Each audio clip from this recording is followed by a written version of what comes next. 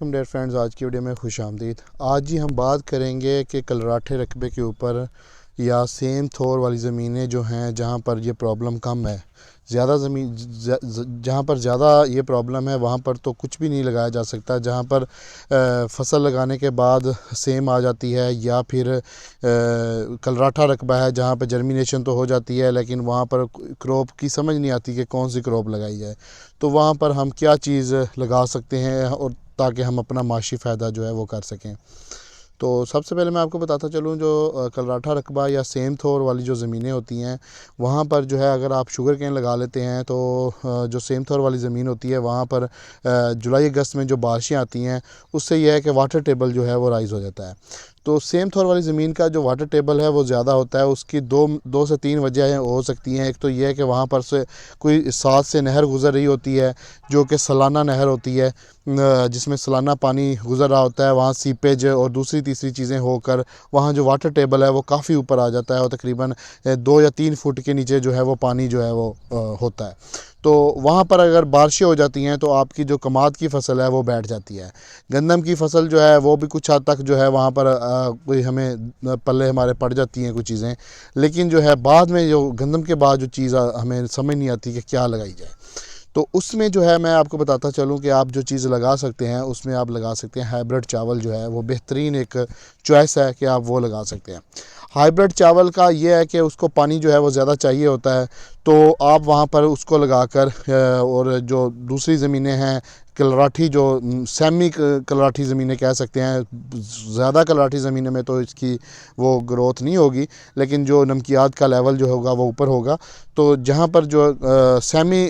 कलराठी ज़मीनें आप कह सकते हैं कि कुछ हद तक कलराठी हैं, वहाँ पर हम जो है ये हाइब्रिड चावल की प्रैक्टिस करके हम अपनी जो फ़ी एकड़ पैदावार है उसको ज़्यादा ले सकते हैं। हाइब्रिड चावल हम गंदम के बाद अगर लगाते हैं तो हाइब्रिड चावल लगाने से हमारे इसकी एक तो पैदावार बेहतर आ जाएगी, दूसरे नंबर पर हमें वहाँ पर पानी का जो हमारा ख़र्चा होगा वो कम होगा। पानी हम लगाएंगे तो ज़रूर, लेकिन वो जहाँ हम दूसरे दिन लगाते हैं वहाँ पर हम तीसरे या चौथे दिन वहाँ पानी लगाएंगे, और जब पॉलिनेशन का मरहला आएगा वहाँ पर इतना सफिशेंट पानी नीचे होगा तो वहाँ पर यह है कि सिर्फ हमने नमकियात को कम करने के लिए पानी लगाना है, वैसे वहाँ पानी की वाफर मकदार मौजूद होती है।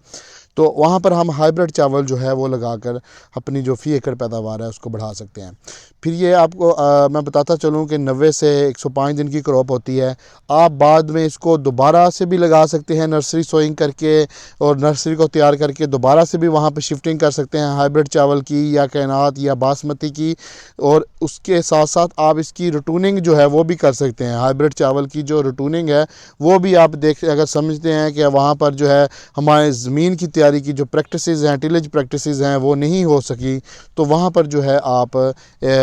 उसको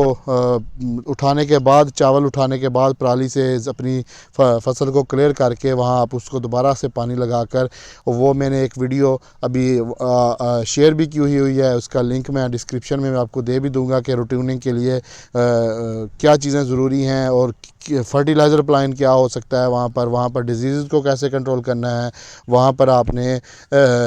उसकी ग्रोथ को जो है, टिलरिंग को जो है वो कैसे फास्ट करना है, ये तमाम चीज़ें मैंने वीडियो में कंप्लीट डिस्क्राइब की हुई हैं। तो मैं आपको उसका लिंक जो है वो शेयर कर दूंगा। तो मैं बता रहा था कि आपने जो वहाँ पे रूटूनिंग करनी है वो भी जो है आपको तकरीबन अच्छी पैदावार दे देती है। तो आपकी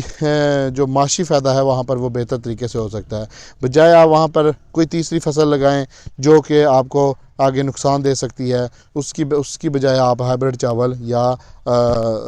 दूसरा मूंजी जो है वो लगा सकते हैं, लॉन्ग ग्रेन वैराइटीज़ जो हैं वो लगा सकते हैं, तो अपनी जो पैदावार है आप बढ़ा सकते हैं। इंशाल्लाह ताला ऐसी ही मज़ीद वीडियो के लिए हाज़िर होंगे, तब तक के लिए इजाज़त दीजिए। शुक्रिया।